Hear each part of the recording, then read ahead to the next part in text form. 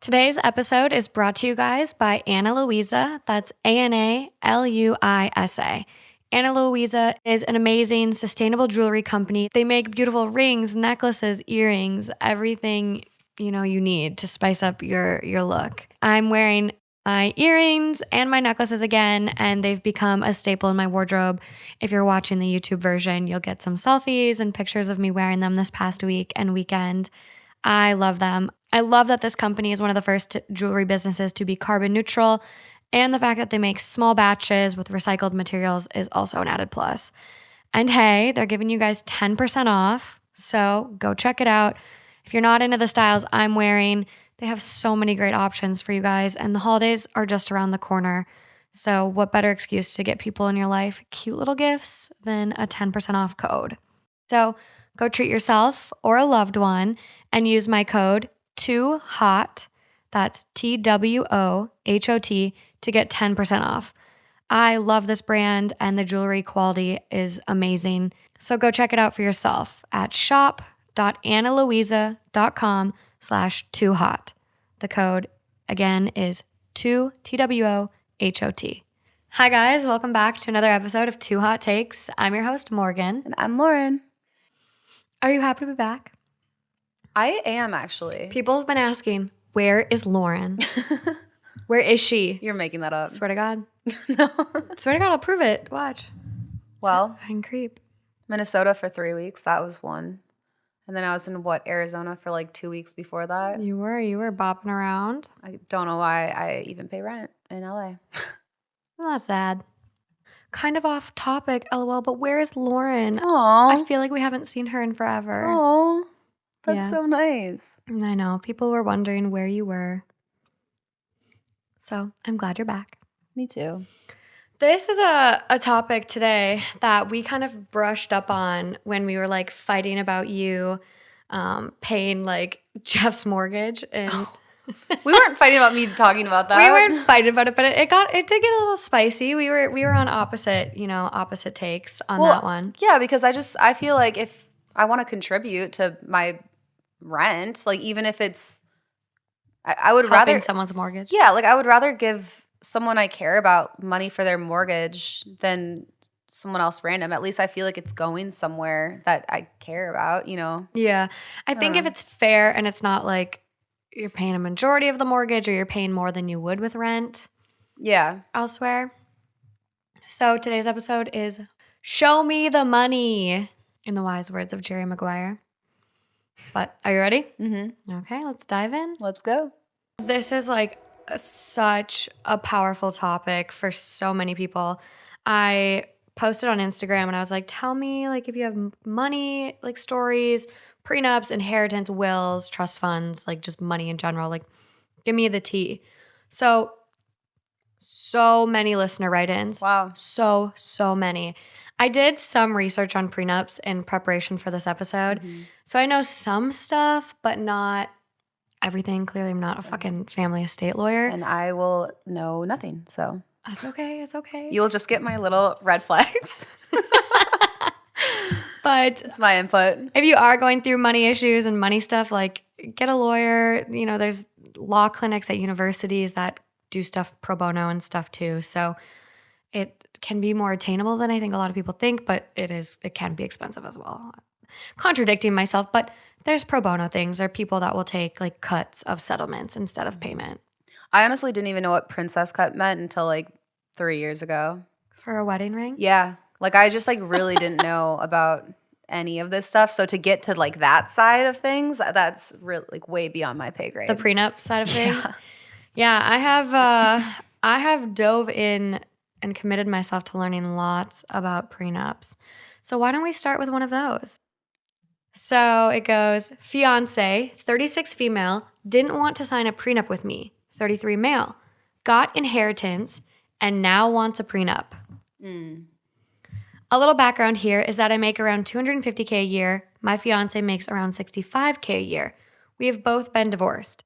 I asked for a prenup protecting my existing assets, 2 rental properties worth around $400K together, my retirement account, my house which I live in, existing savings account, and just sentimental things. I offered to pay for a lawyer for her and make anything earned after the wedding fair game in a divorce split. In my previous divorce, my ex took a lot that I had before we even met each other and took a lot of things with sentimental value just to hurt me. I floated the idea of a prenup, and she was not okay with it. It hurt her feelings. She said I was planning for a divorce if I want a prenup. She had this idea that when we marry, everything becomes ours. We've been dating for 4 years and had very few bumps, so I don't see a super high risk of divorce, but I do acknowledge it's there. Anyways, I love her, and I said sure. Fast forward a couple of months. Her grandmother abruptly dies. Wasn't expected. Grandma was quite healthy before. She had a heart attack. Apparently, the grandmother left the entire estate to her, Jesus. worth roughly $800K. Now the tables have turned, and she wants a prenup protecting these assets from me, which I was fine with, but she doesn't want to sign my prenup in return for that. What? Her reasoning is that her grandmother wouldn't have her wealth to, quote, leave her direct family, and there's a reason it was left all to me and not my siblings or parents. And that the prenup Decent excuse, but still, why couldn't she sign the other one? and that the prenup must not have been important to me because I threw out the idea after minimal pushback. I'm at a loss here. That's so what?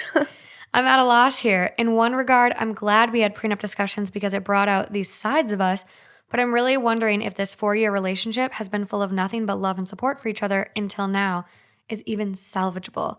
She's not willing to budge on her own prenup like I was, and I'm finding this whole situation very frustrating. Yeah, I would be so frustrated. Yeah, a lot of red flags in that. Wow. A lot of red flags. So what really gets me, I can't believe that she said that. Well, it must not be that important because That's like- minimal pushback. What? Because he respected you, loves you, and wants to make you feel comfortable and happy in the marriage. Now you're just like, well, I'm not going to respect you because like you didn't really try that hard to fight me on it. Well, the thing is, Right? Like that's crazy. it's really frustrating because he clearly has a lot of assets. Like he's making a lot of money a year. He's got 2 properties worth $400,000 together, a retirement account, a house that he owns, 2 existing savings, and sentimental things. Like he's got a lot of stuff. He just doesn't want to be divorced again and be left with nothing and then in a bad situation where his shit gets taken from him. Like especially when he said that his ex took sentimental things just to be a bitch. Like, yeah, of course he's going to be a little bit scarred and wants to protect himself. It's fair. I really like, I think one of the biggest fights I've ever gotten in with my partners, like Justin, was about prenups. Like, yeah, I remember you thought like you were like absolutely not. I was kind of like this person. Like I was really hurt. Like, and I think it's just because of the fact that like Justin, like everyone in his life has been divorced. Like his parents are divorced, aunt and uncle divorced. Like he's seen a lot of divorces. Yeah. And so he was just like I think prenups are great. Like blah blah blah. And I took it as like, you don't trust me. Like I would never go after things you cared about. Like he wants to buy his grandpa's land, which is really sentimental to him. And it's like, I would never try to take that from you. Yeah. In the same way that I would hope you wouldn't take my family farm from me. Yeah. Like I have heritage properties that are important to me too. So I was like really just kind of like, I had a sour taste in my mouth. Yeah. It is kind of scary though, because it's like, what if he did have a change of heart and he became so bitter? Like, let's say he got into drugs and he started not being himself anymore, and then he did want to take your farm from you. Yeah. You know, like, obviously, I know Justin, I know you, and I don't think that would happen. Yeah. But it is like, you know, I think the whole idea is it makes it less romantic because it's like insurance on your love. Yeah. But it is kind of like. I'm fully on board now. Oh, really? Fully on board. I think everyone should Two have hot takes doing a little too well? No, not at all, because I wouldn't even, I think like there wouldn't be a lot to my prenup. I would want to, like there's certain things that go into prenups, like they're very specific to the couple. There's certain things that can't go in prenups. Like if you guys are getting married and you don't have children, you can't put potential children in a prenup and like determine custody already. Yeah. That doesn't work. Right. So there's certain rules for prenups. Mine wouldn't be that complex, I don't think. Like I think we would both have like family properties we would like to keep if we were to get divorced. Like I would want my farm protected. He would want his grandpa's land protected. I think there's little things like that. But other than that, it's like, no, I just like, I want to I want to be able to walk away and still like have a life and be able to like afford living. But like, there's nothing I would necessarily want to like keep from him at this point. Like, Yeah. I don't have a lot. Yeah. I just have a lot of student debt. And so that's the other thing. Would he have to take your student debt? So that is the other thing that prenups can protect against. Okay. So yes, if you get married, like when my brother and his wife got married, like her debt became his debt because they got married. That's what I thought. But if you do your prenup a certain way, you can actually write into the prenup that your partner's debt accrued before or during the marriage in just their name is not tied to you at all. So that in itself, like I think that's amazing for a prenup, especially like if your husband or partner, wife is like doing, you know, riskier business moves on their own accord, like it's a fail safe for you. Well, I saw it was a little clip, I think, of 90 Day Fiance, and it was this really old man and then this like really adorable, like cute little girl. And he was like, they were talking to a lawyer, and he's like, yeah, no, I don't want her to have anything, but I'm going to buy her gifts all the time when we're together. And she was like, Why am I doing this? She had kind of broken English because it was 90 Day Fiance. Like I don't know where she's she's clearly from. like, it's basically mail order brides, I feel like. Yeah, and he was just like, and she was like, you don't respect me. And he's like, I give you gifts all the time. Of course I respect you. I just don't want you to have any of my stuff that I've worked for. And then the lawyer was just like, so if you guys were to get divorced and she wouldn't be working, you want her to be left with nothing. And he was like, well, that's not how I see it. But basically, like he looks at her as property just like anything else. Barf. Like, that old man was not my cup of tea. No, I saw another clip from that show too that was really like money related as well. And the guy like asked the girl, they were like sitting there across the table, and the guy asked the girl, he was like, would you still be with me if I didn't have money? And she goes, no. And he was like, what? Is Anfisa? And he was, I don't know. Oh, okay. And he was so like taken aback. He was like, what? And she was like, you wouldn't be with me if I wasn't hot. Yeah, it's Anfisa. Yeah. I was like, it was so funny. touche. She's like, you literally came and found me off of Facebook and said, you're so hot, I want to fly you to America and marry you. Yeah. You like, can't have your cake and eat it too, you little hypocrite. I just thought it was so funny that she owned up to that. She's like, no, I wouldn't be with you if you didn't have money. Yeah, I mean. She was like, what the fuck? Going into it with that amount of honesty and, you know, being real with each other. Yeah, at least she's direct now. They split up, and I followed her on Instagram for a little bit, and she like became this boss bitch, like works out all the time. It's just like doing her own thing. Back to the story. What's interesting about this one, granted, her grandmother's death is really unexpected, but let's just say she would have signed his prenup, they would have gotten married, and then her grandmother would have died and she would have gotten that inheritance. Any inheritance that you get is not marriage property. It's not community property. So if like I was married right now and I got some sort of inheritance, it wouldn't automatically be entitled to my spouse. Okay. It's separate property. It's not community property. Okay. However, if you do get an inheritance and then start paying community bills with it, like community property bills, like home maintenance for your house, or you buy a new couch, or you put it in like a joint account, then it's community property. But if you keep it separate, it's just yours. It's your inheritance.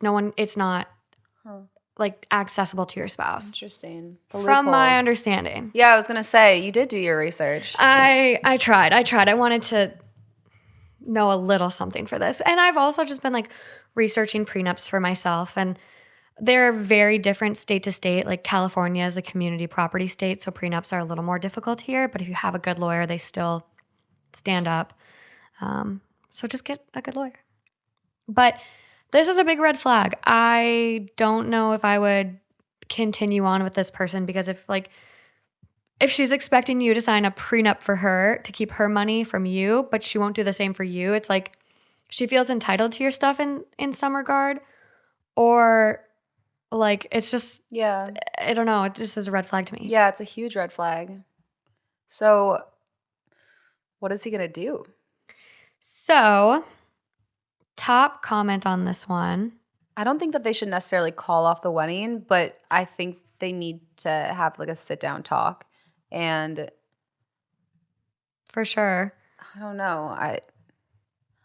because it doesn't seem like she's actually trying to be a huge bitch. It seems like she's just thinking about herself, being selfish.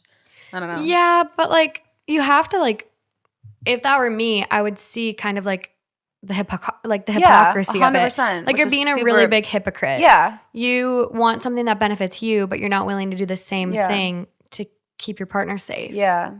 Or like respect them. I don't know I think it's a good dude. So top comment on this one. Maybe highlight the fact that she said a prenup meant that there was a plan for divorce. Ask her how your request is different from you planned on keeping your wealth and assets in your direct family too. Mm-hmm.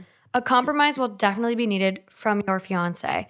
Don't budge on your prenup. It's reasonable. She should understand where you're coming from, especially since she seems to feel the same about protecting important assets. Yeah. If there's hostility because of the prenups, it's definitely worth waiting until it's resolved before moving ahead with the wedding. That's exactly what I was thinking. Like, I don't think they should call it off, but like if they can't come to an understanding, I would be a little bit hesitant jumping in to or just a wedding. Don't get married. Stay how it is. Yeah, true. If that's really what it is and you want to keep things separate between you two, like you don't have to get married. Yeah, that's a good point.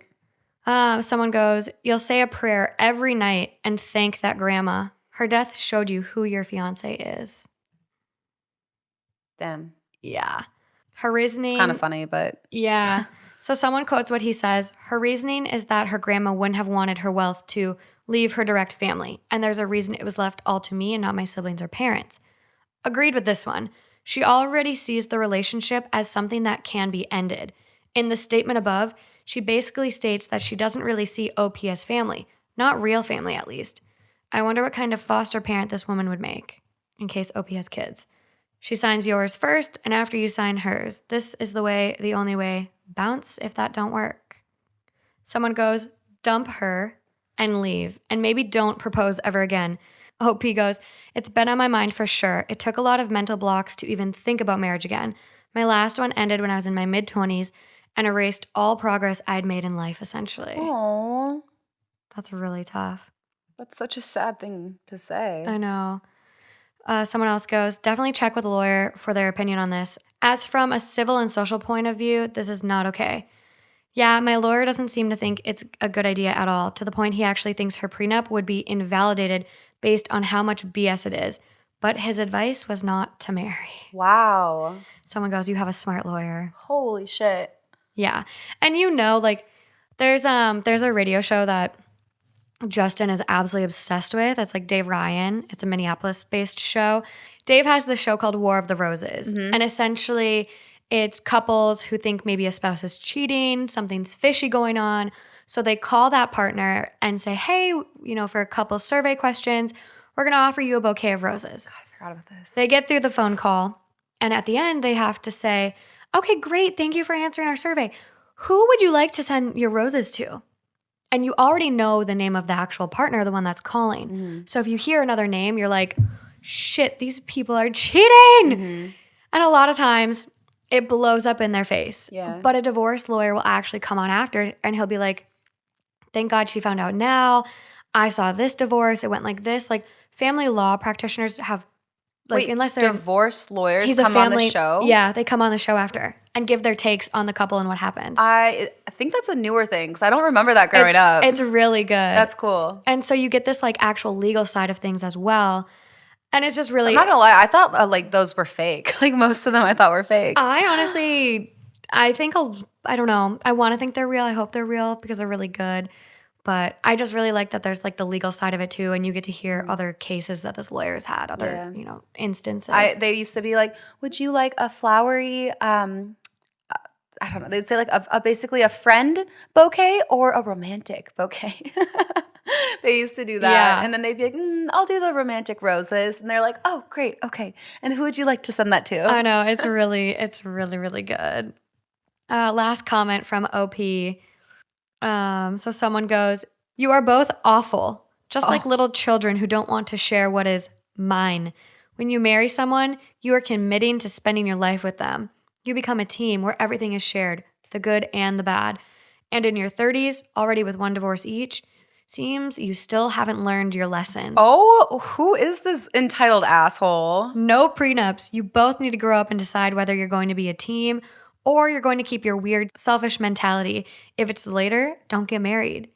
And OP goes, I said I'm perfectly fine sharing everything I earn after the wedding. Yeah. That like sounds like some old school like 80-year-old who got married when he was 20 and then is super religious. So like no matter what issues they stayed in the marriage. Like Yeah. I'm like that sounds so like just narrow-minded for him to be so either share absolutely everything Or fuck off. or fuck off. Yeah. No, I agree. I think it's really interesting with prenups too, because like I agree with this. Like he should be able to keep his house. And unless she's like contributing to the rental properties and managing them, like I just don't see an argument for any of his other assets. But like anything accrued during the marriage, yeah, fair, split 50-50. But it's interesting, like I got into an argument with someone about like Dr. Dre and like Dr. Dre, you know, the guy that developed Beats, the headphones, he got divorced and he had to pay his ex-partner like a shit ton of money.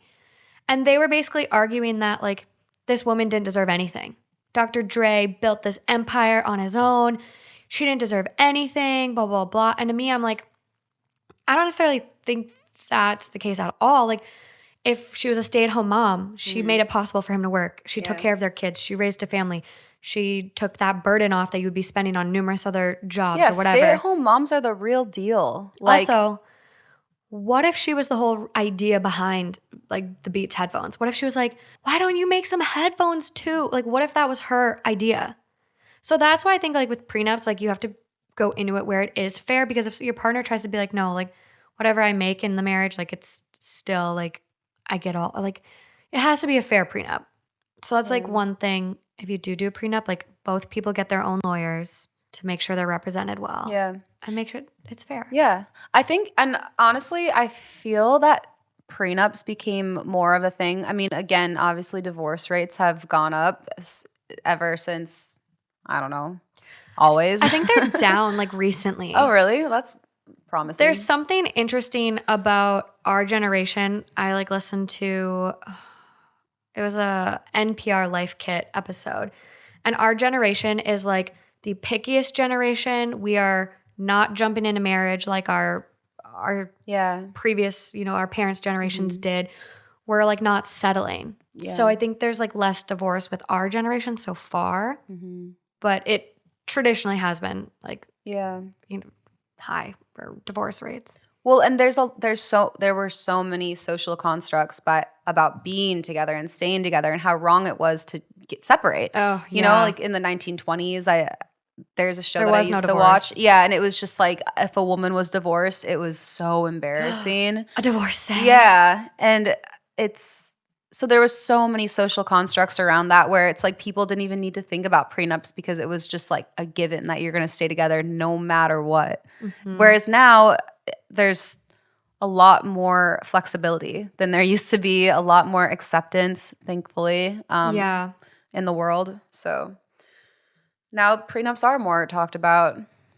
I know, which is good because I definitely didn't really understand them. And yeah, because I used to think it was just like a way to just be like, mine, yours, completely separate. I didn't realize that they could be so, you know, specific to exactly what everyone wanted. You know, like how he said, whatever we make after we get married, like, we split. Well, and I think it's and I had a couple listeners make this point as well, but if you don't have a prenup, there's still like stuff that already determines how a divorce will go. Like your state laws and the court system will dictate how your divorce will go. So would you rather like decide for yourselves and choose the path you would like that's the best for you both, or would you rather have the state decide? Right. True. I'd rather me decide than have the state involved in my marriage, divorce, life, everything. So I think that's a solid point as well. So did he come to a conclusion? I mean, his lawyer told him not to marry her. No update post. Okay.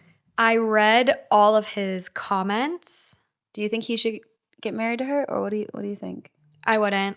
Oh, okay. I wouldn't, unless she's willing to sign his and blah, blah, blah. Like, he doesn't want her estate money. Like, yeah.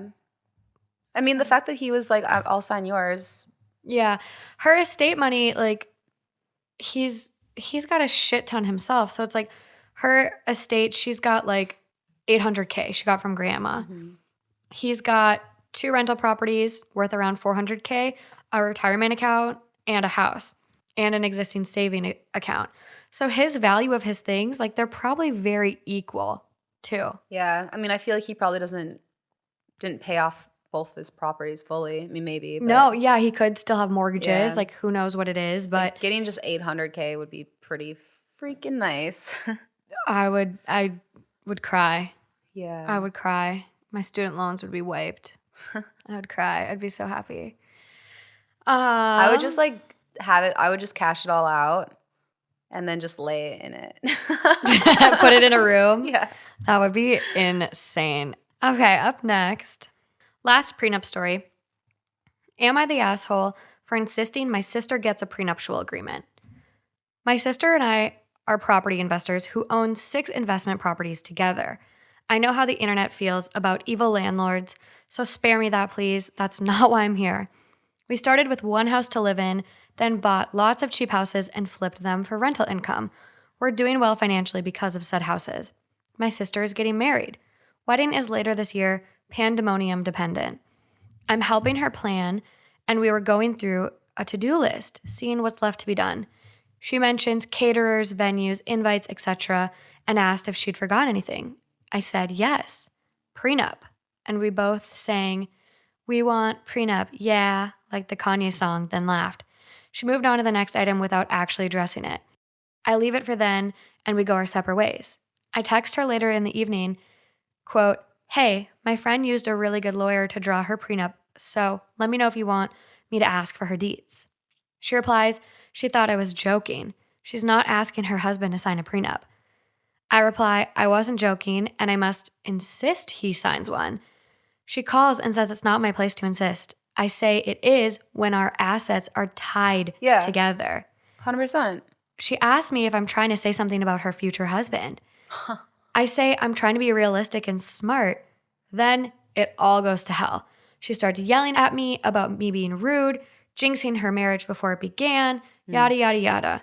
I say either she gets a prenup or we transfer all property to my name and I get one if I ever get married, and then I hang up. Yeah. Been bombarded by family saying her future husband is a good guy who would, quote, never do that if they separated. He sent me a text admonishing me for hurting my sister and calling him a gold digger. He thought I liked him. Oh my God. I'm not backing down on this. So dramatic. Emotionally manipulative. Yeah, what? I'm not backing down on this. Am I the asshole for how I went about it or wanting one? No. Maybe you could have gone about it in a better way if you would have known your sister was going to act like that, but he didn't think it was a big deal. It's like he probably thought he didn't even have to ask her about it because what? That's selfish. Yeah, I don't know. That's selfish. Like he is tied to all of that property. How do you do that? I don't even know how that works. Like how? Sorry, I'm baffled. Well, I think when you have, like, I think this is where the wealthy keep getting wealthy while the poor, like, stay poor. And I think there's a lot to be said about generational wealth and generational knowledge when it comes to money. Because, like, these people, I don't know, like, I don't know if OP is a guy or a girl, but, like, these people shouldn't just have 6 properties in their names. They should already have, like, an LLC protecting them. It should be like a business with an LLC or a trust. It shouldn't just be like tied to their names directly. Yeah. Well, that's why I was really confused because how does that work? So let's say they did get divorced. Then let's say the guy did want to come for the properties. So now what is it split 3 ways? Like does it actually affect him? Because yeah, I think they would maintain their percentages, but like the sister and the husband, whatever the sister has, she would have to share 50-50 of, which makes it more difficult for OP because then it's like, okay, well, if he's not willing to be bought out in his interest of whatever he would get in a divorce, then you have to answer to that person for any executive decisions that you make in regards to these properties. It just becomes more complicated when this person wasn't involved in this business whatsoever. So can he just be like, let's sell our property? Or they could. But then he probably absolutely doesn't want to do that right now. I mean, it's something they've worked for for a really long time. Like you just Or he, she, they. I don't know who this is. Yeah, they never say. Okay. But yeah, I think like I wouldn't. I know like they say at the beginning, like landlords evil, blah blah blah. Like it is tough, but like rental properties and like they put in work. They both put in work. They flipped these rundown houses, and as long as the rent is fair, like I don't know, the housing and equal opportunity housing is a really complex problem. So either way, they've worked hard. They want to maintain it. And like your sister getting married shouldn't fuck with your life and your revenue. So what advice do you have for OP then? I would do the trust or an estate where the husband can't touch any of their existing properties. Yeah. There is an update though that we do get. Good. So top comment on this one. No assholes here, but have you seen a lawyer about your options though? Surely there's some agreements you and your sister could sign that would at least protect your half of things. You're not the first person whose business partner has gotten married. Came here to say this. Time to formalize that partnership and set informal contracts, your respective ownership to protect yourself. Yeah. Someone else goes, agree 100%. Need to form an LLC to protect not just the rental property from your future brother-in-law, but also protect OP personally from any issues from the rentals. I'll look into it. Thank you. This is like one thing that I would say, like, if you're doing any risky things, you're starting a business, you're buying a home, like, do it with an LLC. Yeah. Because then that home is its sole entity and people cannot come after your personal, like, your money. We've kind of talked about this before in, because we were talking about Sapiens. So I think you've read a little bit of that, right? No, I want to. Oh, okay. Yeah. Well, they just basically talk about that a lot, how it's like this imaginary thing that we just created. Yeah. Like an LLC it doesn't exist, but we just create it and it's there. Limited liability corp. Yeah. Like I think I did one for the podcast. Like I didn't want anything to go wrong, but if it did go wrong, I wanted to like make sure I was protected. Like you don't want to like own a home and then have your business tank. So then because your business tanks, they can come after and take away your home from you. Yeah, it's exactly. They would say that like word for word in Sapiens. LLCs, you guys, and they cost a fee every year, but like they're pretty easy to do and highly recommend it. Yeah. So, okay, next comment. So for the update, we'll just get into it. Okay. It's been about 6 weeks since everything went down. I need to clarify a few things. I can't afford to buy her out, so that's not an option. She doesn't want to sell because they are long-term investments for us. It wasn't a case of we each own 50-50 in the properties. Between us, we know what's the case. However, legally sometimes I own 75% to her 25% and vice versa because of our financial standing at the time we purchased the properties. I would stand to lose a lot if her marriage went south because some of the more expensive properties she holds more equity in. The properties that have been paid off, we've been able to change the deeds, but those still mortgaged are that way at the bank's insistence. We have transferred all of the properties into a trust. It is a legal protection that outlines how everything is split, including clarifications on who owns how much. It says that spouses are not entitled to anything related to the houses. We've also decided to end our business ventures together. We'll keep managing the properties, but we won't buy any more together for the sake of the relationship. We're doing okay, still not as it was, but that is to be expected, I guess. Her husband-to-be is still withdrawn around me, but honestly, A little bitch. I don't care. Yeah, fuck him. Their wedding is going ahead as planned later this year, hopefully. Thanks to all who offered advice. The laws in my country are a little different, but we found a solution. Update over, short and sweet. Yeah. Well, I mean, I understand that she was sensitive, especially right before her wedding. And like, I mean, you know that you were super sensitive to prenups. I was. Very recently. And so I cried. Yeah. So I understand that hurt her feelings and she is so excited about her husband. She trusts him so much. And to feel like, you know, her best friend, brother, or best friend or whatever, I don't know what OP is. But Sibling. Doesn't or thinks that like her sibling doesn't think that their marriage will work out. You know, like I understand that she was hurt in the moment, but it's a really, really, really reasonable request of him. Or fuck. God damn it. of them. We don't know. I don't know, of OP. And It's so funny how everyone pictures this story because I actually see this being another girl. It's so funny. I was picturing a guy the entire time. Yeah. I don't know why. We make little stories in our brains. We have visual images. Yeah. But with that being said, I think the only asshole in this story is the husband. Like, get over yourself. Like, it wasn't personal. Let your partner figure it out with the sibling. Yeah. It really has nothing to do with you. It has nothing to do with you. The only reason you're mad is because maybe you wanted, like, yeah, literally. Maybe you wanted to like have some of that shit. Yeah. Like, you felt entitled to that. Yeah. If that was your partner's, like.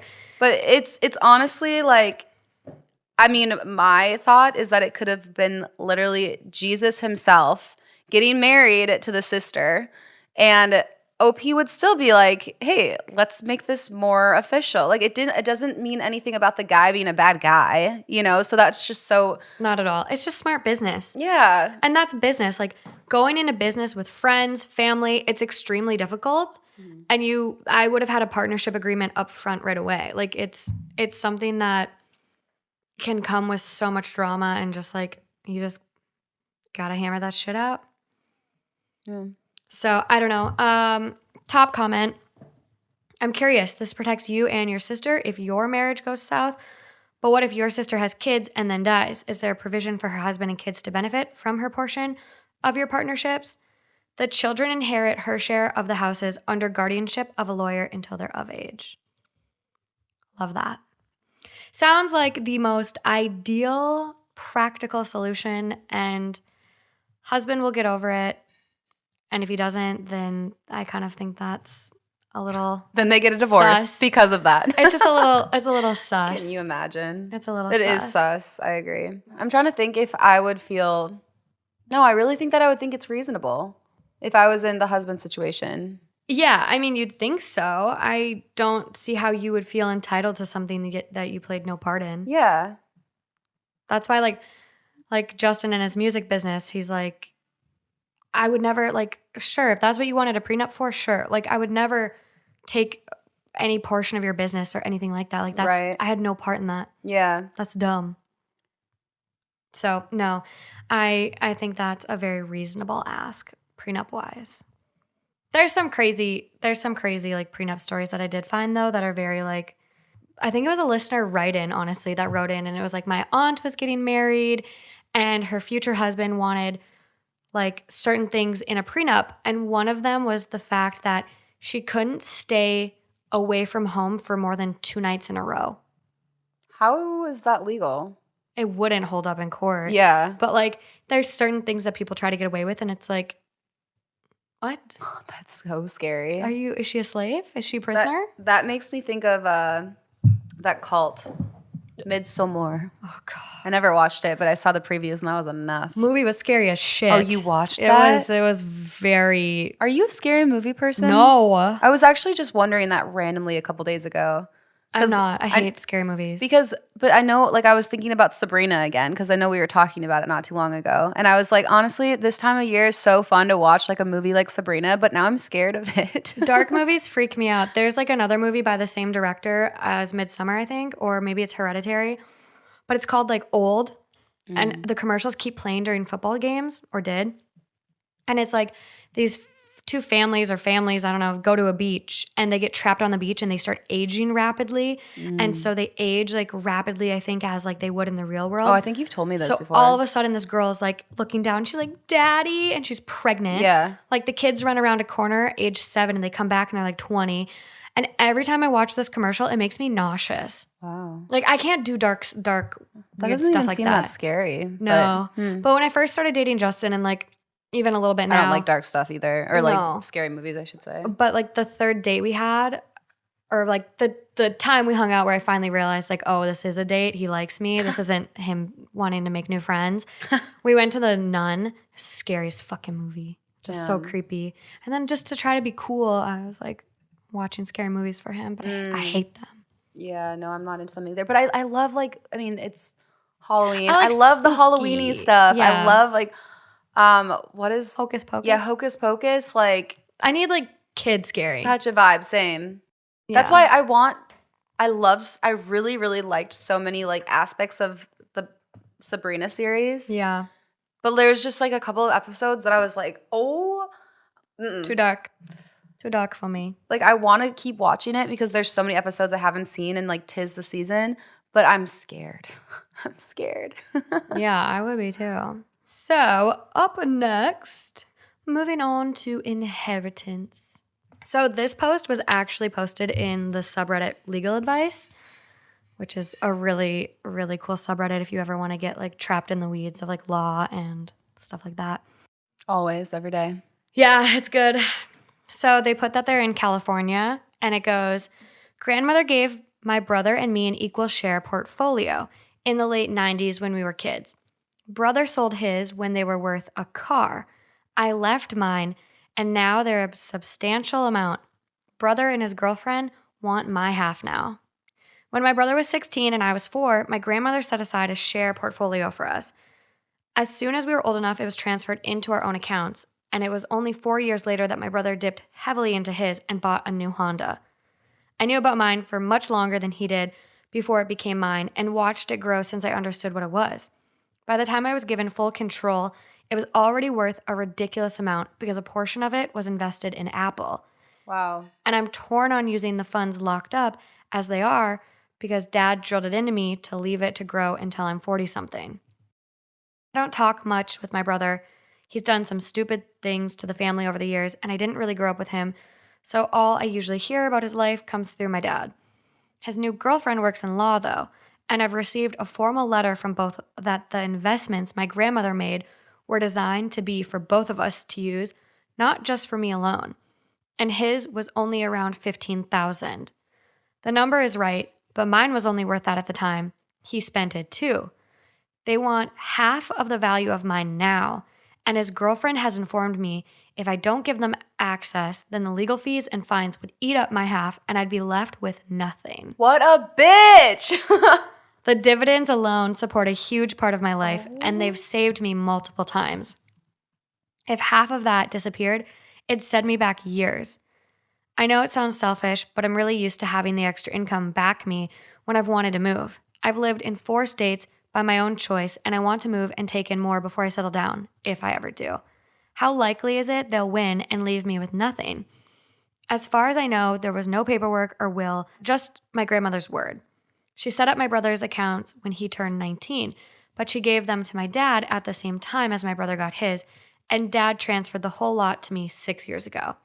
For my share, I have all the logins, the trading accounts, and bank accounts are in my name, and the shares are all solely in my name too.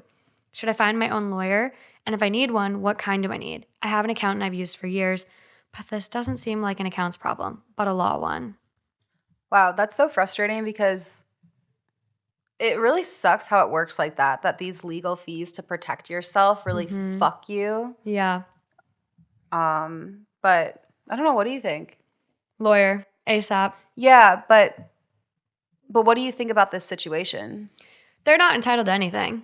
They're blowing smoke up her ass.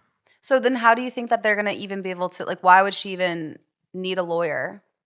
Because aren't they just kind of full of shit? I mean, if he was given the $15K and she was given the $15K and she just made something of it and he didn't. That's on him. Yeah. He chose to cash out. Yeah. He could have sat on it, but he had a spending, he was irresponsible as a young guy that saw $15K and it flashed in his eyes new car. But that was the deal. So then how could they even, do they have anything No. that they could run with? So does she even need a lawyer? There's an update on this. Okay. So top comment, okay, I'm a California lawyer. Here's my take on it solely from your facts. Grandmother set up a trust with your dad as trustee.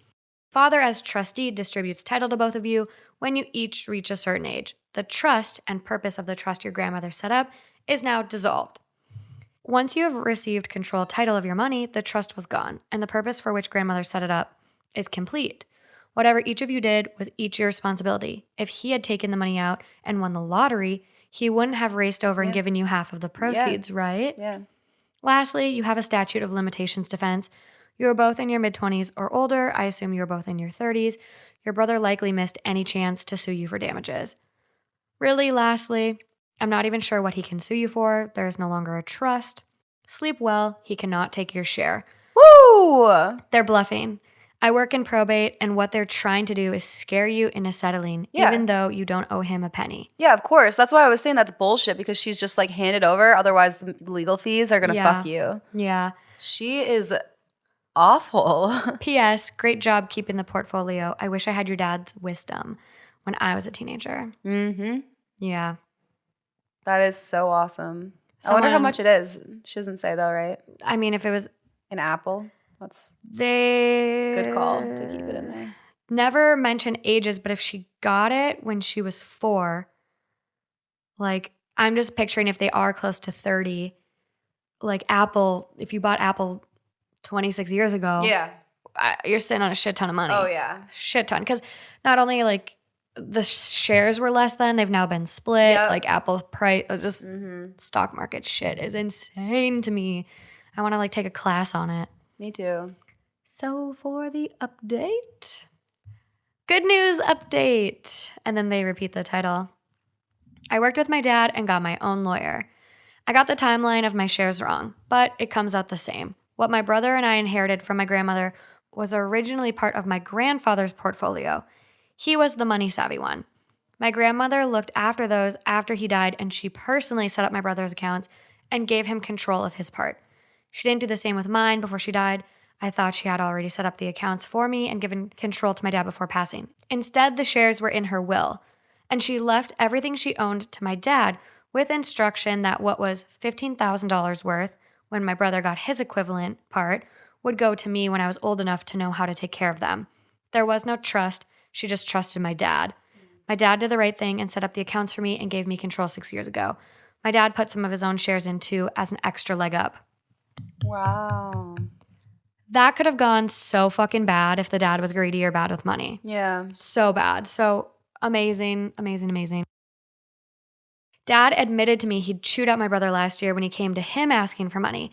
And Dad had supported him several times over the years and got to the point he'd had enough. Wow. My brother found out I still had my investments because Dad had used me as an example of how brother should have been using money.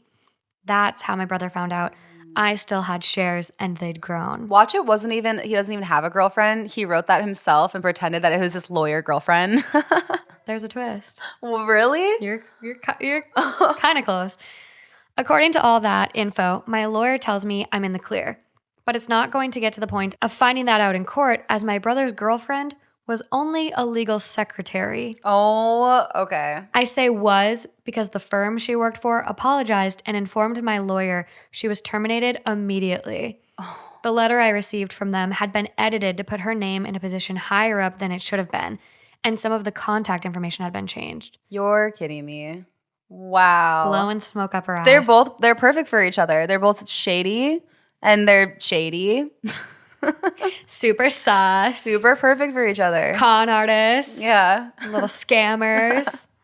Speaking of scammers, this is off topic, but did you know that people can buy fake vax cards now? Yeah, it's a criminal felony. Oh, I was wondering. I didn't hear any of that part, but I was like... If you know anyone with a fake vaccination card, report them to the FBI. It's literally like... And if you have one, you better burn it. It's like being 18 all over again. I know, fake ID. Yeah. God. It's crazy too, because if you get caught with a fake vaccine card, it's a felony. So you can no longer vote. You can no longer own a gun. You can no longer work for any government agency. Wow. There's so much shit. So if you have one, throw it away. A week after she was fired, my brother visited me begging for money. His girlfriend is in serious debt, and she took a chance on scamming cash from me and lost. I felt awful rejecting my own brother over and over. And if he hadn't involved his girlfriend needing an amount well into 5 figures, I might have given him some.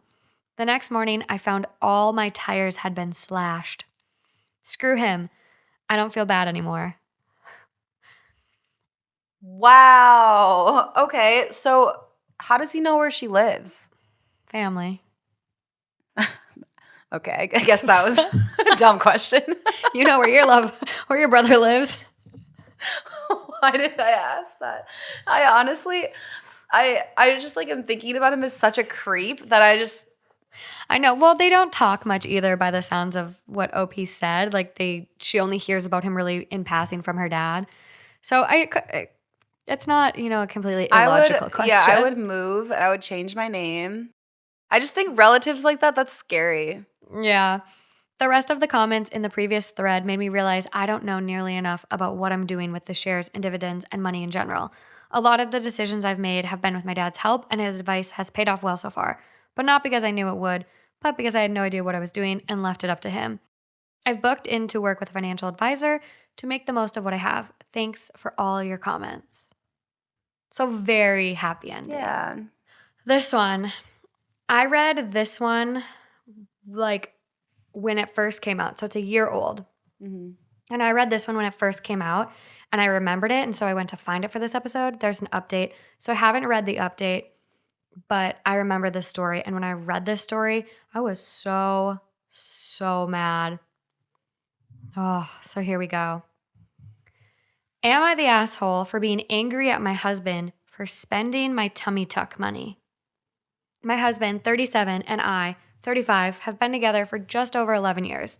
We have 3 beautiful children. Before we were engaged, we talked about having babies. I said I always wanted to be a mom, but I will be getting the mommy makeover package after I'm done. This is a tummy tuck and possible breast lift. I was very clear that I would want us to start saving as soon as I was pregnant with the first baby. First pregnancy hits, and it hits hard. And true to our promise, we start saving. After my first child was born, we found out my abdominal muscles had separated and needed to be repaired surgically. This is essentially a tummy tuck. Since giving birth to my first, I've experienced horrible back pain and back spasms due to the separation. But we wait and had 2 more babies. My youngest is now almost 1 year old, and I brought up the surgery to my husband. He asked me if I was sure I wanted the surgery. LOL, yes, I am very sure. He asked me why I want it, which I found insane since I have been talking about it for 8 years straight. Yeah. I told him 1, I look pregnant all of the time due to the separation and I hate it. It makes me feel awful and sad. And 2, the pain was getting unbearable, even with therapy. Well, he tells me I'm being very vain and that he doesn't think I should have it. He completely ignored the pain part. I start to get confused and ask to see the account where it's being saved. Or like in parentheses, to clarify, we are both on this account, but it was never linked to my online banking. I saw the balance last month at $15K. He became silent and left the house. I was very, very confused, so I called up the bank. They told me the account had under $1K left. I burst into hysterical tears and called my husband. He answers and didn't say anything. I unload on him about being betrayed by the person I trust the most in the world and ask where the hell the money went. He said he was under a lot of stress with the kids. Parentheses, I am a stay-at-home mom and do everything. So he wanted to treat himself and bought a computer for his office. I told him For $15,000. Yeah. I told him not to come home, and he hasn't yet. The thing is, he is an excellent dad and husband, and this is very out of the blue. It has made me so upset that I texted him and wanted a divorce, since I seem to not matter. He texted me back saying no divorce, but it was his money anyways. This has damaged us to a level I never thought we could get to. My mother-in-law called me and told me to kick him out, but my own family, especially my mother, is saying she's very disappointed in me and thinks I am vain and shallow. What? I just want to look normal and play with my kids with no pain.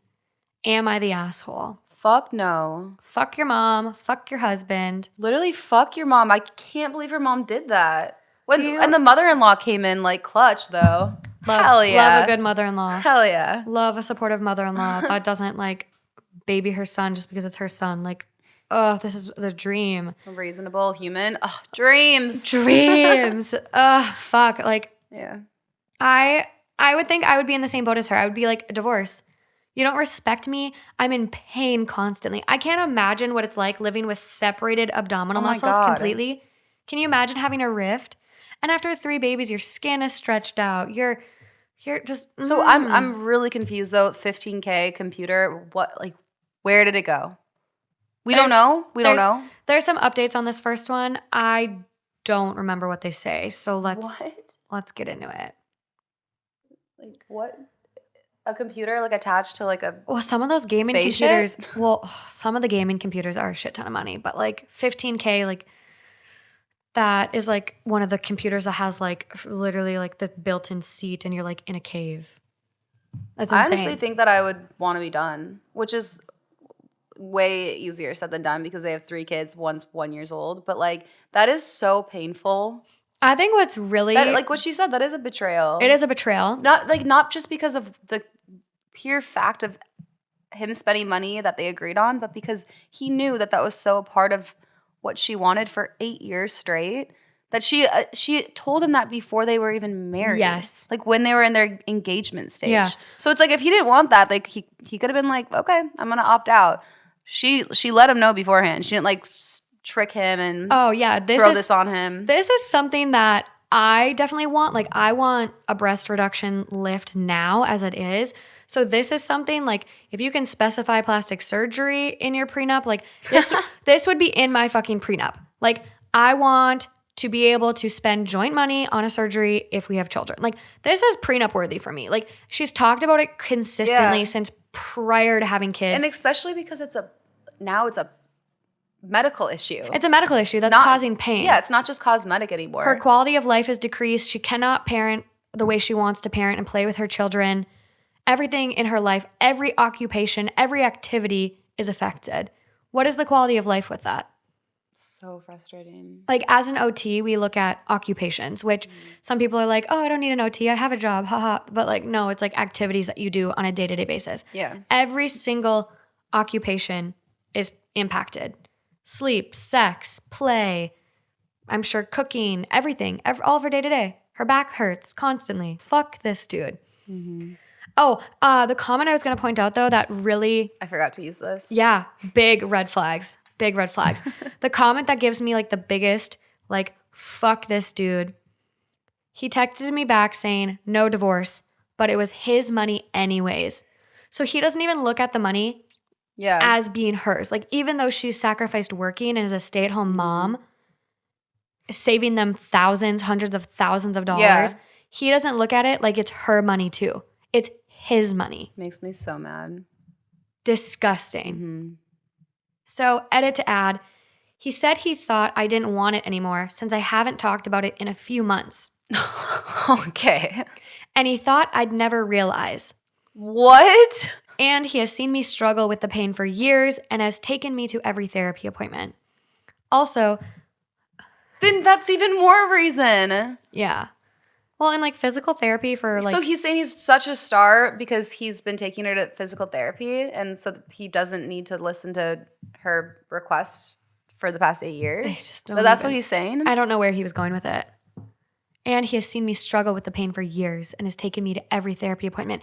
It's almost like he's saying that as a way to like rectify what he did. That's like, what I'm saying. I've been there for you. I took you to all those therapies. That's a reason why you should realize that she wants to get surgery because she's in pain and you saw it firsthand. Disgusting. Where is the empathy? So bad. Where? Also, the money was transferred to his sole account. I have one too for, quote, fun money. We transfer equal amounts to each of us when we can. I cannot see the transaction after the transfer. Edit, reading the comments, only 30 minutes of this post being up has made me realize what an idiot I am. Thank you for educating me on computers and prices. I guess that's it. Edit, he texted me, quote, I'm so sorry, honey. Wait, sorry, can you go back to why did she say this? So she makes the comment about the computer because basically I think we haven't gotten into the comments yet. But people in the comments must be like, ma'am, a new computer isn't $15,000. So kind of like our question, like $15K for a computer, like what the fuck? So next edit, he texted me, quote, I'm so sorry, honey. I lost my mind for no reason at all. When I married you, I said in sickness and in health, and I broke that promise. The money is sitting in my account still, and I will move it back tomorrow morning as soon as I can. We talked about the recovery time for surgery and the time I needed to take off to watch the kids and run the house. It has made me panic a great deal, so I moved it thinking you wouldn't mind me spending it and we just save up again. I did it out of panic and frustration and did not expect you to find out so soon. I planned on returning it and telling you what I did and why. I understand if you want a divorce and to leave me behind. I am staying with Nathaniel tonight, sweetheart. Rest, and I will fix it all tomorrow, I promise you. You will have the surgery you wanted. I am a selfish, stupid man, and I hope you can forgive me. What? That's amazing. Why doesn't every man like what? I'm not Where did that come from? I'm not happy with this. But he literally just like realized all of these things like the quickest turnaround. I feel like people that do stuff like what he did, like he's scared shitless. He's gonna say anything right now. She immediately found out and threatened divorce. He's scared shitless. He's reeling. He's just trying to say anything. okay, but she did say, she's like, this is so unlike him. He is the best father and the best husband. And she's like, and this just like destroyed me. This was such a betrayal. And he said, he was like, you're right, sickness and health. And like, I fucked up. Like, yeah. But he didn't get rid of the money. He just moved it to his account and he was going to move it back. But why did he lie to her then earlier and say he bought a computer? Why was he manipulating it like he's that? He's a stupid fucking I have problems guy. with this apology. This one where he quotes, he says, quote, we talked about the recovery time for surgery and the time I needed to take off to watch the kids and run the house. It has made me panic a great deal. And so I moved it thinking you wouldn't mind me spending it and we just save up again. You're scared to be a dad? You're scared to be a partner? You're scared to take a couple weeks off to run the house? When you read it that way. That's a red flag for me. Yeah. You can't handle being a full-time parent like your wife is. You can't handle the same responsibilities she has. But yet, it's not our money. It's your money. That's a red flag. Like, what were you panicking about? That is weird. Also, if you have extra money, which maybe they don't because they saved up a long time for this surgery, but you could also hire a caregiver to come and help you with things. Yeah. You could hire a nanny for a couple weeks. Like, so this was a text message that he sent to her? Yeah. So OP adds on after the end of this. They go, for the first time in my relationship with this man, I don't believe a fucking word he wrote. Oh, really? He always told me I had it easy not working. And now he's saying he can't handle a week in my shoes. Oh. I feel ice cold towards my husband and it is a sick feeling. My dad and aunt. So no wonder you had your opinion. I didn't remember this though. Oh, really? There's certain parts, like I don't remember this. I really only remembered the title. And maybe subconsciously I did, but like reading that, like I immediately picked that out. Like I guess I just thought it was a quick turnaround because I don't know how long this was panned out. So I thought it was him initially just panicking because he knew he did something wrong. And so he tried to get defensive and then he was like, okay, the money's still there. Like I just moved it. I'm an idiot. Like I just freaked out. Like you're the best thing that's ever happened to me. So I kind of thought it was like a quick turnaround, and then I'm like, okay, like, you know, we have our moments of just being kind of like, I mean, again, I don't think it was okay for him to do that, but like sometimes we can be our own worst enemies. I've been a little sabotagey lately. All these fucking planets in retrograde. So all 7 of them. So I feel it. Like I've felt a little unhinged myself lately. So yeah, so that's why I was like, well, you know, maybe like she said he was a great husband, great father. Maybe lapse of judgment. Yeah, and it was a quick turnaround. But seeing that she's like, I don't believe a fucking word that he said. It's like, well, she knows him better than we do. So I know. I just don't get why lie. Like he never like he kind of specifies, oh, why'd I lie about the computer, but he doesn't really say why he lied. Like, oh, you panicked. Like, okay, you panicked and moved the money, but like, why create this elaborate lie that you bought a computer? Like. Dude, this is like giving me... What was he really going to do with that money?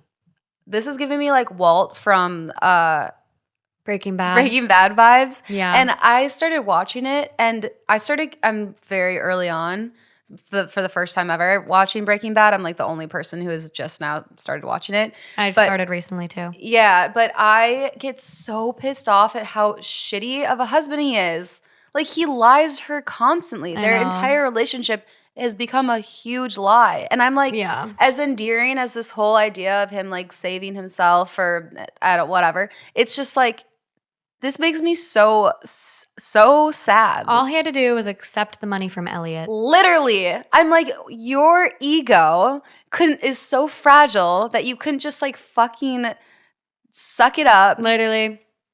Ridiculous. But like instead you're going to risk your life, your family's life, everyone around you's lives. Like I get the show, it's a show and it's fun. I know. Like but like I was like realistically, what the fuck, you are a shit husband. I know. If my partner lied to me about like a serious medical diagnosis, I would be pissed. I cannot get into it. I'm like I think I finished 2 seasons of it and I'm on season 3. And I've really given it a solid try, and I just can't get into it now. Well, I think I'm like taking a hiatus from it because I literally was in the midst of watching it when like me and my ex decided to like go like separate ways. So I'm like, we could take a break from that one. Yeah, it's still a little fresh there. A little fresh. Maybe that's why we went separate ways. I was like, fuck you, you're just like Walt. No, that didn't happen. So top comment on this one. Wow, not the asshole. But are you sure he didn't mean that message? I mean, yeah, he was the fucking worst doing something like that to you, especially knowing the pain. And it was incredibly selfish and a little manipulative. But do you think you mentioned the divorce made him rethink everything and realize what a sucky person he was being? I don't know your husband, and all I know of your lives is what you mentioned in this post. This might be something that divides you forever after knowing how selfish he was being and how far he was willing to go not to have you take care of the kids on his own. I mean, there is no valid reason to make you go through that. I take care of the kids mostly, and if he doesn't want to do it by himself, that's even more of a reason to help you get this thing you've actually needed, because he should realize you've had to do it mostly by yourself for years.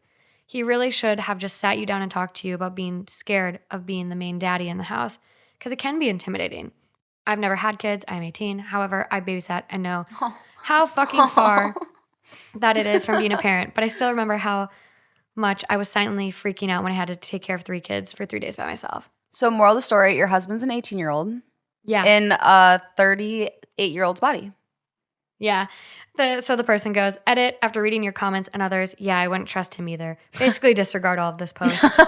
That is super sketchy. I love when people say that to like us. Yeah. Because I don't usually look at the YouTube comments, but sometimes I do. And it's funny when someone says, this is this. And they're like, actually, sorry, please disregard. I watched Everything. the rest of it. Like, take it all back. Fuck what I said. Yeah, I'm like, same. That's how I feel every single episode. Next comment. This sounds so eerily familiar to what happened with my own ultimate divorce. Please tread so carefully and with an utterly open mind. Trust your gut. Do not let your heart take over and cloud your judgment. He just showed you who he is. Trust that and nothing else. As others have said, scrutinize the hell out of his spending. I don't care if he suddenly magically has all of that money back. Ask for copies of his private accounts and scrutinize all of it. If he won't give it to you, you walk. If he won't give it to you, I guarantee he's hiding something worse than a computer. I'm so sorry you're going through this. Believe me, I know how heart-wrenching, gut-punching, and thoroughly devastating this is. Suffice it to say, I discovered my husband was never who he said he was. He had hidden endless amounts of money and was using tens of thousands of dollars on the worst possible things. It happens too often. Mm-hmm. Please protect yourself and your children. 1,000% not the asshole. It's so crazy how that can happen. You think you know somebody so well and they can just be really good at hiding things. I know. It's scary. Terribly scary. I think like you truly don't know who people are. Well, it was interesting because as you know, there was somebody who I thought I trusted who I lived with, and they did things that were not something that someone would trust, that you would trust would do. They stole all of your shit. Yeah. And then made you feel crazy.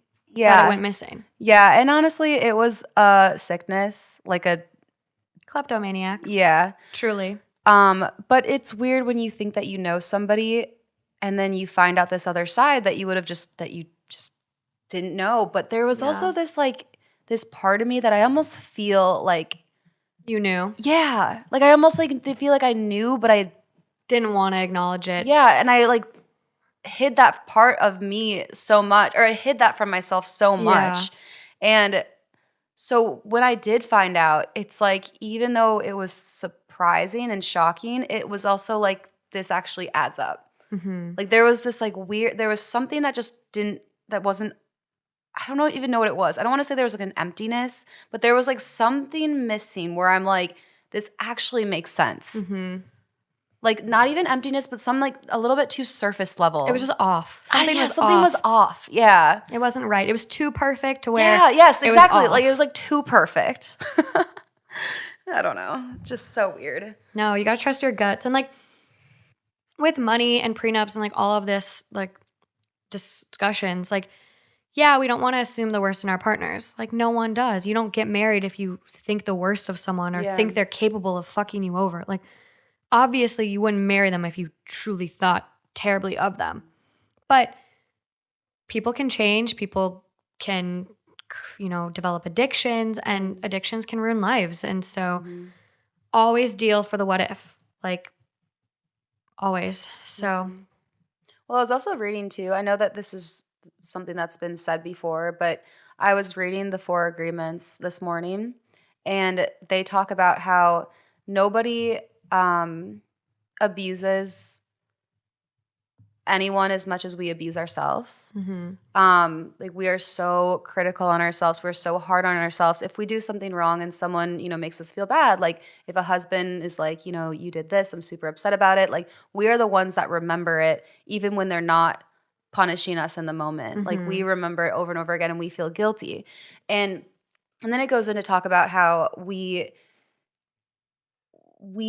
stay with people who abuse us just as much or less, or a little bit less than we abuse ourselves. And the only time we fully will leave is if they start abusing us a little bit more than we abuse ourselves. And so that's and so that's why it's like it's so important to like really find that self-love, because then you will let people treat you this way. And I don't know, I thought that was pretty Yeah, it's powerful shit. So for the update, hi everyone. Before I update, I just wanted to sincerely thank everyone who messaged me with support and advice. I cannot believe it and felt so understood, not alone. People don't understand how isolating being a stay-at-home parent can really be, especially in a pandemic. Did you just finish your sentence? Especially when you're used to working an office job with lots of coworkers / friends. Staying home plus the pandemic had me feeling a bit crazy, LOL.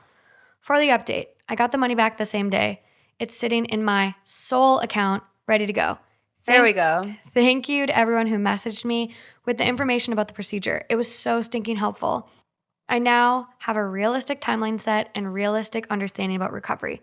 Now, as I was reading and replying to the comments, I was getting more and more engrossed in my anger. When my dad arrived, I think he saw I was turning absolutely rabid.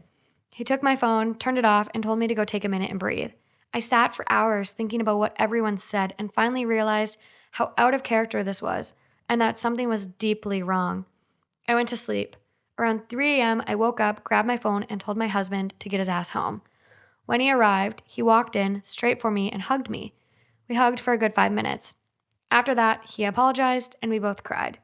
When he finally gave his side of the story, I was dumbfounded. He said he took the money because, 1, he was afraid that I was going to get seriously injured and die during the surgery and be alone. 2, that I would be way out of his league afterwards and leave him. 3, that I'd see what a crappy husband and father he was when he had to run the household, and that our kids would love him less. Oh my God. All in all, he had a big mental breakdown. Oh my God, I'm gonna cry. That is like, I mean, I have no sympathy. I don't know why. I just think that, I mean, yeah, he's still an idiot, but like, be honest with your partner. But he was, and I feel like after he put her through hell and took the money. But like I don't know. I think the fact that he admitted to all of these insecurities, that's big. There are a lot of people that won't do that. To me, I'm like, and I'm still learning about it, but it's very insecure. And like, yes, for him to admit these insecurities is very big, but it almost feels like weaponized incompetence to the point where he's like, I'm scared. I can't take care of our children and be a parent. Like, it just feels very manipulative. And it's like, how much pain she was in. And like, it was just very selfish. All of it was like so selfish on his end. Yeah. I'm scared you'll leave me. I'm scared you'll die and then I'll have to be alone. I'm scared I can't take care of the kids and they'll hate me. It just feels so, it is very big of him, and I'm giving him a lot of credit for like finally opening up. But he should have opened up about this sooner and not manipulated the situation. And it just feels it still feels emotionally manipulative to me. Yeah, I guess I'm like standing by the fact that she said it's so crazy for him because he is such a good husband and he's such a good dad. Yeah. And so that's why I'm like, if she didn't say that from the start, Yeah. I probably would have more like question marks about it. But because she's like, I've been with him for 11 years and like I've never seen this side of him, then like him coming clean and being like, I had these built up insecurities and I freaked out and I fucked up. Yeah, true. I'm very cranky today. Maybe maybe that's why I'm being such a hard ass. Who knows? I mean, we don't know these people. I've had a rough day, you guys. No. But I want to believe that like he's being, that he's realizing his wrongs and he's owning up to them and trying to figure out how he can make them right and being honest about it. Yeah. But I mean, who knows? He might be a shitty guy. I don't fucking know. But I'm gonna hope that he's not. I know. That's where I'm at. I'm just mad at him for being such a liar. So yeah, this story did take us through a bit of an emotional roller coaster. I know. Well, I'm glad like we have two very different takes on this one, which is like it's good. Like I think it's good to have two different perspectives. And so she goes on to say, I understand where he was coming from, but I was and still am royally pissed off. Yeah, of course. I told him if he needed surgery for his back one day, very possible, and was in a lot of pain, how would he feel if I said he couldn't have it because of insert flimsy, selfish excuse. Yeah. That have nothing to do with him. Yeah. He didn't have an answer for that and just kept apologizing. I told him I would be contacting my old friends from work and looking for a job to make my own money since what he earns is apparently his. Yeah. That comment would stick with me. I would be like, fuck you. Yeah. It's very disrespectful. Oh, so disrespectful. And degrading. Yeah.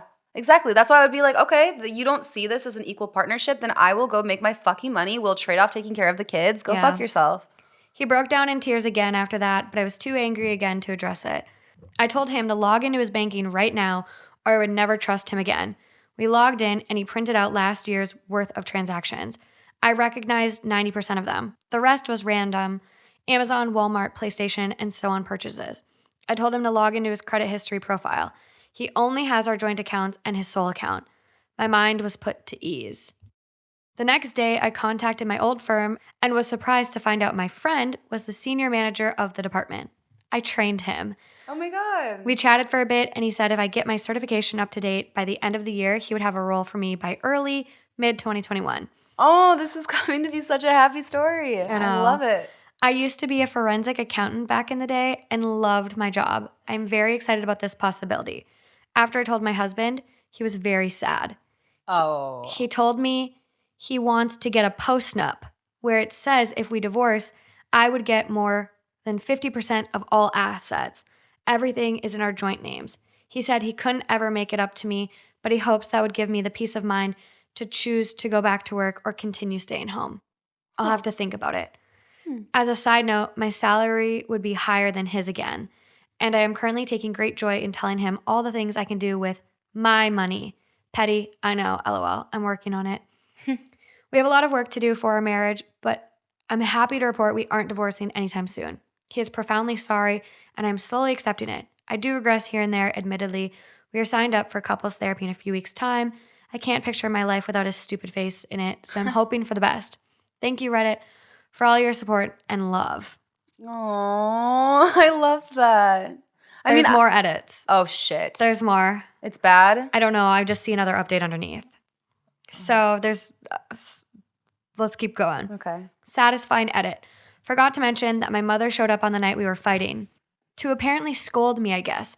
But my dad opened the door and tore into her. I did not know this, but my mother has had a few procedures done.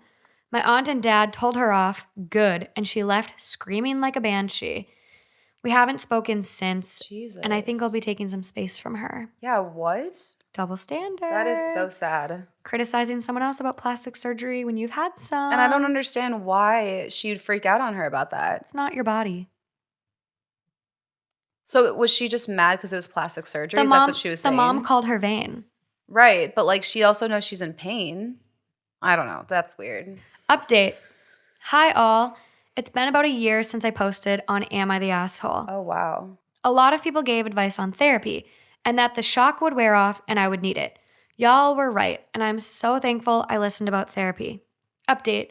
I ended up getting that tummy tuck and muscle repair. For the recovery, my dad and my mother-in-law were at my side almost 24/7 for the 5 entire weeks. I slept on a recliner the entire time, so we barely spent time together. He really didn't do much for me or have any sympathy for the pain I was in. Weeks after recovery, I felt like a new person in no pain. I kept thinking how my husband tried to take that away from me due to his own insecurities. I went to therapy at night and realized I needed to not rely on him for a while. I heavily considered divorce. I wanted to talk about my feelings and how I felt so betrayed. 30 seconds into the conversation, he told me, quote, "What's done is done. If you don't like it, let's divorce because I can't go through this again." I said, ... all right. I felt completely calm. I felt nothing. I was done. Wow. I hired a divorce lawyer within a week, and we are officially separated. We kept things very, very civil. We signed an agreement to 50-50 everything. No child support, no spousal support, nothing. We sold the house and split the earnings.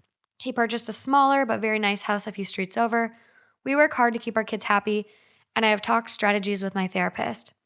On our last day sorting the house, he wished me luck with job hunting and said he was surprised I didn't want more than 50%. He said I wouldn't have a hard time finding another man to take care of me. I barely recognized him, and it was scary.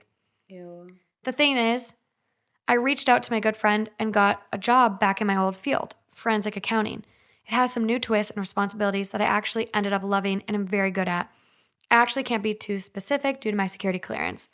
The job is ridiculously grueling, and not a lot of people want to do it or have the insight/stamina to do it.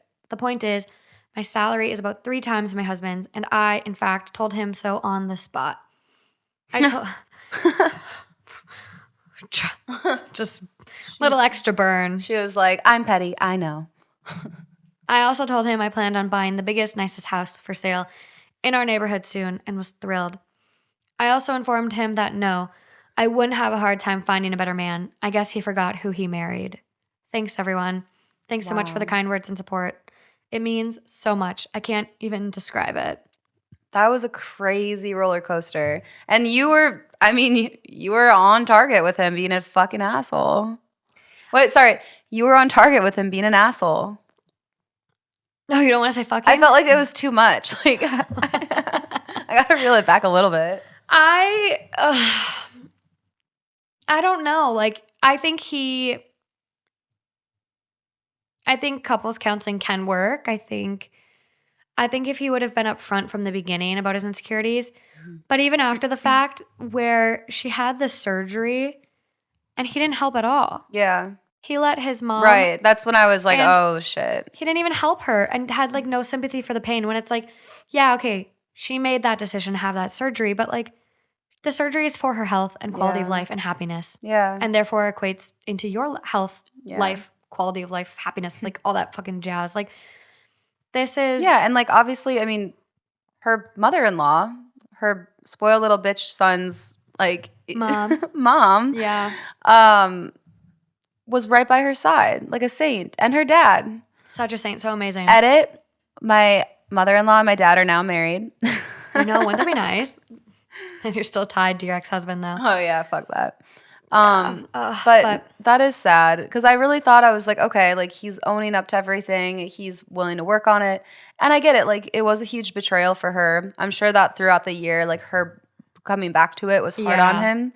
But, like, I mean, the fact that he was just like, well, like that type of stonewall robotic response and behavior is just like, I would feel the same way as her too. Like, okay, we're done. And it was interesting too, where he was like, I'll give you more than 50%. So you can go to work, but like, if you want to stay home, just know, like, which is also like, that is very nice, but also kind of manipulative. It did feel like that too, especially because he was saying that one of his insecurities was that like she's gonna be all cute, like I don't know. It almost seemed like he was like stay at home. I thought that too, but then it was like, okay, I'm looking at it the other way. Well, the whole thing was he felt super bad for saying it's my money, so now he's making it clear that like no, this is your money. It's even more your money. So that's why I was like, okay, I'll take that. Nice gesture, as long as it was nice and not intended to manipulate her, and like make her stay home, right? But I think like him just being like, they go to therapy, they're at their first session. 30 seconds into the conversation, he says, "What's done is done. Yeah, if you don't like it, let's divorce." That's what therapy's for. That's so yeah. That is completely disregarding your partner's feelings, stonewalling, contempt. Yeah. That is going to get you nowhere. Like, you're going to therapy to talk about the situation and problems. Yeah.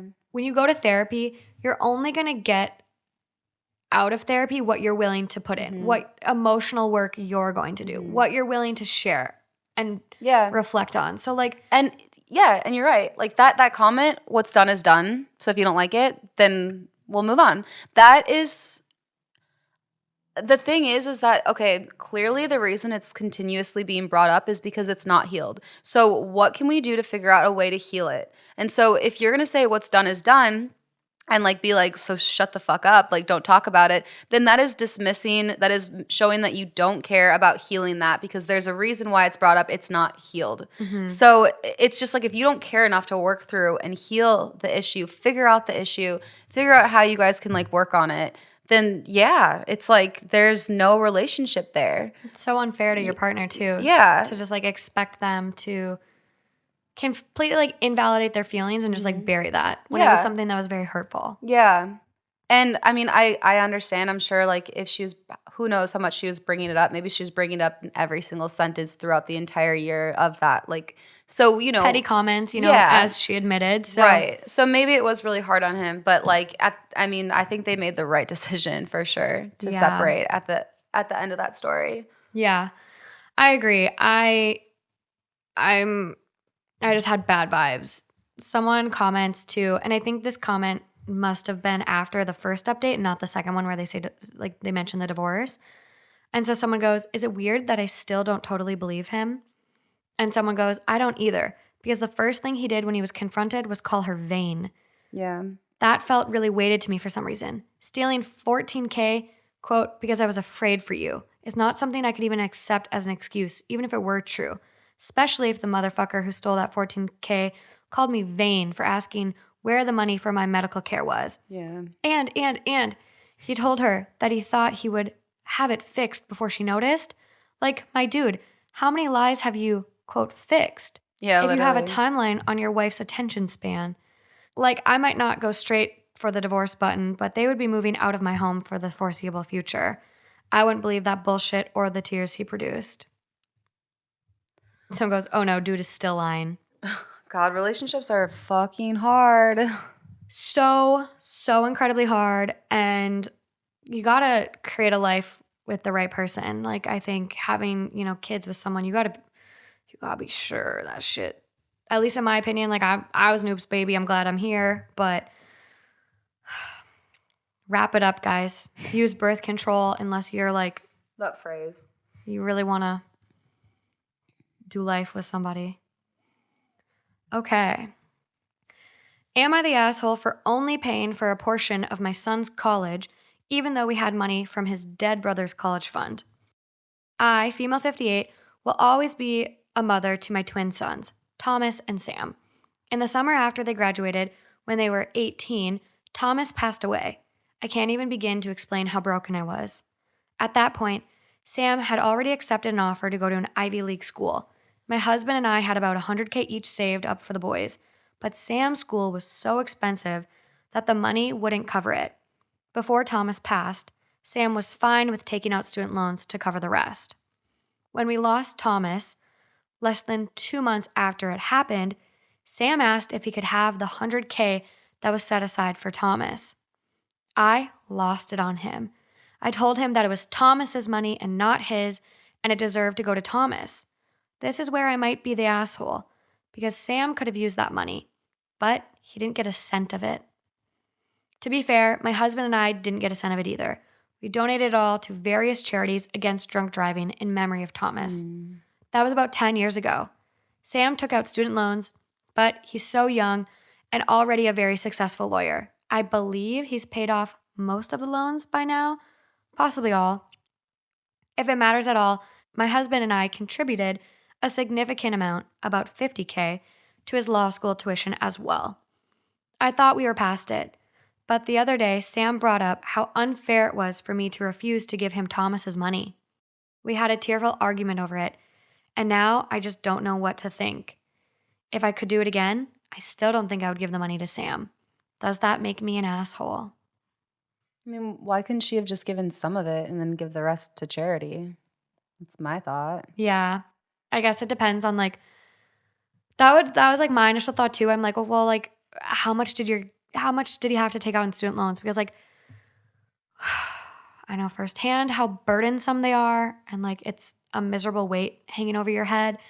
So like if his parents had the ability to help him, it's kind of crazy. Yeah. So it's like if he only needed to take out $50K extra in student loans, like you said, give him $50K to charity. Yeah.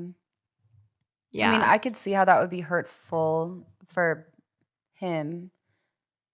I don't He really just lost his twin. Yeah. And like he's just like this could help out and it's money that was put aside for him. And if his twin was alive, I have a feeling, I mean, I guess I don't know how close they are, but I have a feeling he might want that to go to his brother. You know what I mean? So I think that's why it's kind of like that is a really touchy subject. But like it's not like the thing is she didn't go and blow it on like some crazy fucking $400,000 purse. You know, like it was something that was in the name of her son who passed away. Yeah. And to like feel like she was helping other people prevent that, you know? So like I don't think anyone's really an asshole. It's just a sticky situation. No.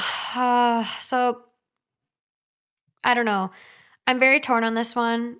The overall vote on it is asshole. Yeah, I mean, I feel like if anyone's gonna be the asshole, I would say it was her. But like, I don't really think that she's an asshole. She's also mourning, and that's what she did to like make herself feel like better. Yeah. So that's what I was gonna point out. The comment. I told him that it was Thomas's money and not his, and it deserved to go to Thomas. She's clearly still holding on to this idea that it's Thomas's money, even though Thomas is not there. Mm-hmm. She's clearly going through it. A mom just lost her child. Like that is unimaginable grief. No mother or father. How long after did he ask for the money? Was it right after? About 2 months. So, okay. Which, yeah, it might be considered early, but like he died right after they graduated high school, and there's only 3 months, sometimes even shorter, before you go from high school graduation to college, especially if they're in the States. But it makes sense that she was ultra like taken aback by it. Yeah. So there's an edit. Some people are confused about the way I worded things. Here's a better explanation of the money. We had 2 separate accounts for the boys. Each account had $100K in it. That's $100K. Sorry, I'm pronouncing that weird. After Thomas passed, Sam still got the $100K he always knew he'd get. Mm-hmm. He just didn't get the additional $100K from Thomas's account. We never took money away from Sam. Yeah. We just didn't give him extra money that he wouldn't have had if Thomas had been alive. Mm-hmm. So top comment on this one. Comments kind of pop off too. Mm-hmm. You're the asshole. Although I'm sorry for your loss. Your living son is grieving too. Mm-hmm. His life was forever affected by his brother's loss. You could have supported him and made it easier by helping him financially, and instead you made it clear that his brother's memory is more of a priority to you. Surely, Thomas would have wanted that money to help his brother. Yeah. If I was your remaining child, I would have been so heartbroken. Yeah. Edit to all the people saying it's a ridiculous amount. This was not party money. It's not money the living brother is going to spend away on luxuries, cars, houses. This is a college fund. The money goes and alleviates the stress of taking out loans. So, I mean, he's a lawyer, so he had to go to not just undergrad, a lot clearly. Of school. Yeah. Not a school. A lot of money. Yeah, they go on just basically saying my judgment is based purely on the fact that their living son is hurting too, and it will probably affect the rest of his life. Any kind of support and stress relief could help him in a better place, and not taking out loans seems to be a really fair desire to have after losing your literal other half. Well, especially when it's right there, it's not like, no. It sounds like they're wealthy enough. I definitely did not have $100,000 to the side for me. So it's like, it probably was just hard when it was like, it's right there. And like we said, Thomas would probably have wanted him to have that money. And yeah, exactly. And like, and I think what a good thing would be is to like split it, like, I think that would have been the best solution. Yeah. I think she just like wanted to prove a point. Like, this is Thomas's money. Yeah. Like, she was hurting. But that's what I'm saying. If it was Thomas's money, what would he do with it? Yeah. So yeah. I mean, what she did with it was a really kind and amazing thing to do. She gave it to charities that were helping prevent other people to go through what she went through. Yeah. So it's like, and what they all went through, not just her. No, I know. It just like, I think in the moment, the way she said it, if it were me, I would have felt very disregarded. Yeah. Like, you care more about my dead sibling than helping me. Yeah. Which is kind of what this commenter pointed out. Next comment goes, if I'm reading this right, they gave him $150,000 and they're an asshole for not making it $250,000. Really? Which, They gave him 150. so they gave him the $100K and then $50K for law school. Oh, Which, yeah, is a shit ton of money. it's a good point. But I think yeah. with that being said, like, obviously not everyone has that privilege. Like, to have, Just because it was right there. yeah, to have that kind of money, like, for your college fund, like, that's kind of otherworldly to me. Yeah. Like, I didn't have help with college 100%. at all. Like, I took out all my loans, clearly. So, like, Yeah. that's just, like, unimaginable for me to have that assistance. But that's a certain level of privilege. Right. So, clearly they have money. So, if they're putting $100K in each kid's college fund, like, you don't know if that's, like, going to Starbucks for them. Right. Like, in the scheme of their life, like, what is $100K? Especially if they were willing to give them then $50K more. Right. But, like, we just don't know. But Yeah. that is a good point. They did give him a lot of money, but Yeah. But I mean, it's, I think it's more the principle. It's just like, it was there. Yeah. And it was something that he probably thinks my brother would have wanted me to have. And that you're just like, nope. yeah. Like, that's hard.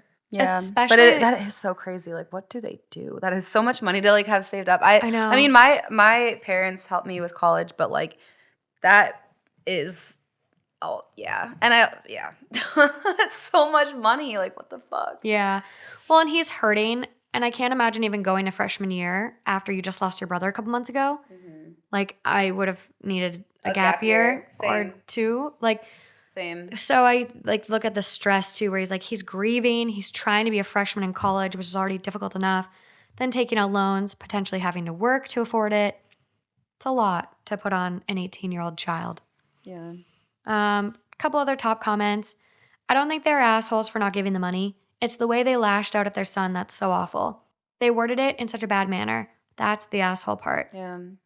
Someone goes, let me ask, if you were reeling from your son's death and the body wasn't cold and your other son asked for his money, would you feel happy/elated or pretty pissed off that your sons, their brother's funds, were more important to the other twin? And someone replies to that and goes, I think it's unhealthy that she had an emotional attachment to the money, which is a tool to help the kids get through college debt free. If one child passed, I wouldn't hesitate to move that money to the others. It's not like he asked for his clothes or his room or his bike or his car. It was cold, hard cash. Much less emotion there. Yeah. Edit, I don't even see college savings as belonging to one kid necessarily. In my opinion, it's this is what the pot is. It's being split between the kids situation. Money for education is a tool to help your kids get a leg up in life, not some trinket or monument. There's a lot of comments on this So how one. is she going to resolve this with her son, who's clearly still very hurt? Yeah, I think whole family should seek some therapy. She didn't do an edit or a follow-up? I'm going to look at her comments now. So there's not really a lot of comments. There's one where she clarifies kind of the two separate accounts again, but there's one that is different. So someone goes, info. If your son decided to change to a much cheaper and less pretentious college, and it was only for financial reasons, would you have supported this decision? Or would you have tried to convince him to stay at the Ivy League school? And OP goes, it's hypothetical, so we'll never truly know. But because Sam was getting ready to leave for college when Thomas passed, he already was planning to take out student loans. It wasn't like I withheld money from him. He still got his $100K. He just didn't get Thomas's as well because he was already planning to take out loans to cover what the $100K didn't cover. And I wanted Thomas's money to go to the charities.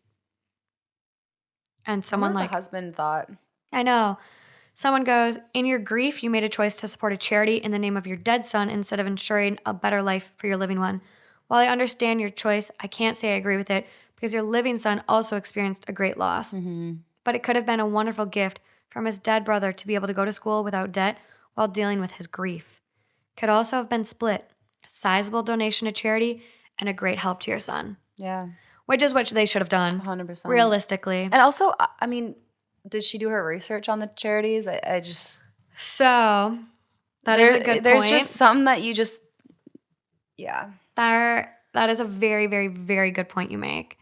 Someone basically commented that though, and they're like, honestly, you just donated $100K to the charity's CEO's salary.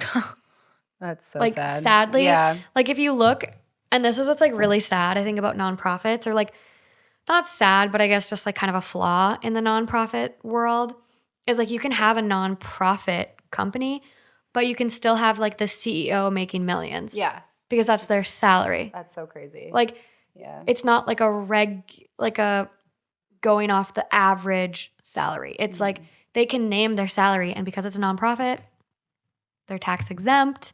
Like that, to me, is just kind of fucked up. And like if you look at a lot of the biggest nonprofits, like the CEOs are getting millions and millions of dollars. Millions. And they're supposed to be charities. How can you justify taking money for your own salary when it should be going to support those good causes? Like, it's kind of sick. Kind of sick. That's wild. So that's all I have for the Reddit stories. And part 2 will be just listener write-ins. Are they spicy? They're spicy. You wouldn't let me read them. No. You tagged me in it, so I was like, oh, cool. No. Something to do with me. And then it's like literally Lauren keeps scrolling. Don't read, Lauren.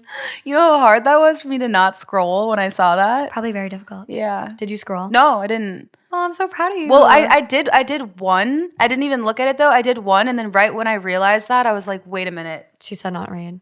No, that's not even it. When you said Lauren keeps scrolling, I thought you meant scroll through the post. Oh, fuck. And so I did one, and I was like, oh, she means get the fuck out of here. Well, I'm glad you realized, Yeah. because listener write-ins are going to bring the heat too. Okay. Hell yeah. But until next time on this part, guys. Until next time. Bye. Bye. Just a reminder, you guys, be sure to go check out Ana Luisa, ANALUISA, to get 10% off using our code TOOHOT. And if you're watching on YouTube, it'll be linked in the description.